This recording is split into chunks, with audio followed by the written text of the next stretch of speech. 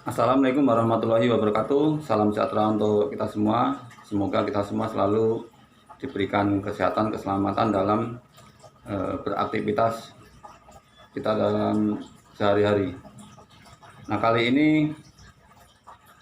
saya ingin berbagi diskusi khususnya masih menyangkut tentang perburuan, yaitu tentang PHK atau pemutusan hubungan kerja, di mana tentunya hal yang paling dikhawatirkan oleh kawan-kawan buruh atau kawan-kawan pekerja adalah ketika terjadi PHK terhadap dirinya.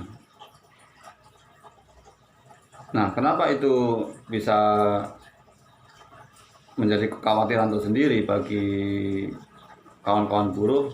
Karena memang buruh itu menggantungkan kehidupannya dengan penghasilan atau upah dari perusahaan. Artinya ketika PHK itu menimpa mereka atau menimpa para pekerja itu, tentunya penghasilan mereka akan terhenti, dan itu menjadi sebuah kekhawatiran dalam melanjutkan proses kehidupan mereka.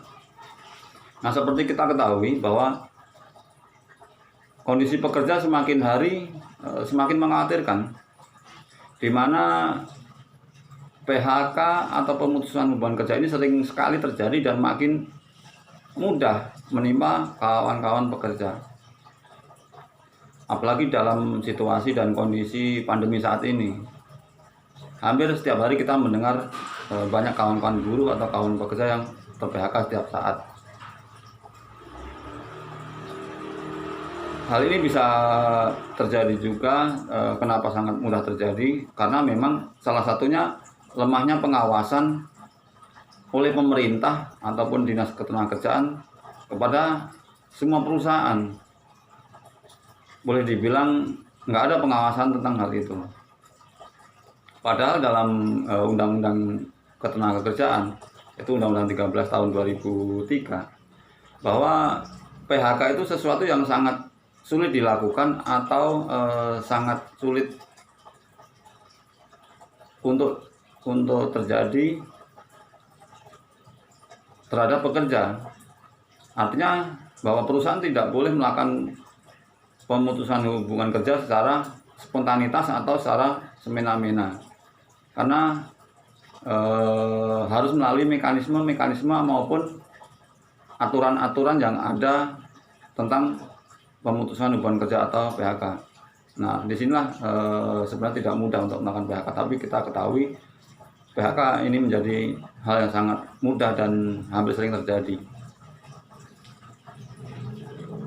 Kondisi ini juga disebabkan karena buruh itu atau pekerja itu sendiri tidak mencoba mencari tahu tentang PHK itu seperti apa dan prosesnya seperti apa.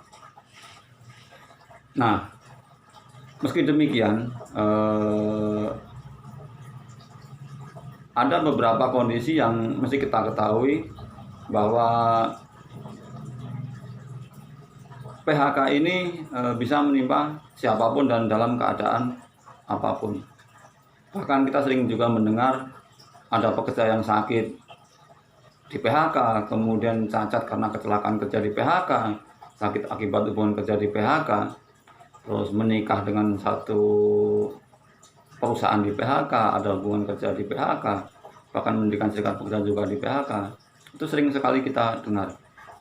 Padahal di Undang-Undang 13 sendiri tahun 2003 tentang ketenagakerjaan, khususnya pasal 153, itu perusahaan dilarang melakukan pemutusan hubungan kerja untuk satu pekerja yang sakit, dan ini dibuktikan dengan surat dokter.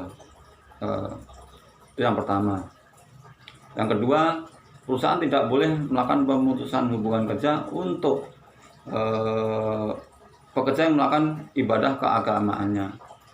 Yang ketiga, perusahaan tidak boleh melakukan pemutusan hubungan kerja karena pekerja melakukan atau melaksanakan pernikahan dirinya. Kemudian perusahaan tidak boleh melakukan pemutusan hubungan kerja itu kepada karyawan perempuan yang sedang hamil, kemudian melahirkan, menyusui, kemudian keguguran, itu juga nggak boleh. Kemudian perusahaan juga tidak boleh melakukan pemutusan hubungan kerja untuk pekerja melakukan tugas negara. Kemudian perusahaan juga tidak boleh melakukan pemutusan hubungan kerja untuk pekerja yang mendirikan serikat pekerja, menjadi anggota serikat pekerja, melakukan kegiatan serikat pekerja, terus pekerja yang sakit akibat hubungan kerja, cacat karena hubungan kerja, itu nggak boleh di PHK oleh perusahaan. Atau karena perbedaan politik, ras, agama, suku, golongan, pendapat, itu juga nggak boleh perusahaan melakukan PHK, karena memang ini bisa atau tidak boleh dilakukan. Karena ini telah diatur dalam Undang-Undang 13 tahun 2003, khususnya pasal 153. Nah, untuk lebih jelasnya kawan-kawan bisa membuka buku dan lebih detailnya itu di Undang-Undang 13 tahun 2003. Nah, mudah-mudahan ini bisa bermanfaat kepada teman-teman semua agar kita tahu bahwa proses PHK tidak mudah, sehingga kita akan bisa mengerti bahwa perusahaan tidak boleh melakukan PHK sewenang-wenang.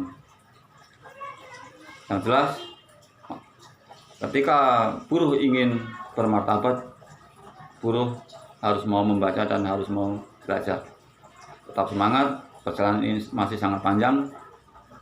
Jaga kondisi, jaga keselamatan, sejahteralah kaum buruh Indonesia. Assalamualaikum warahmatullahi wabarakatuh.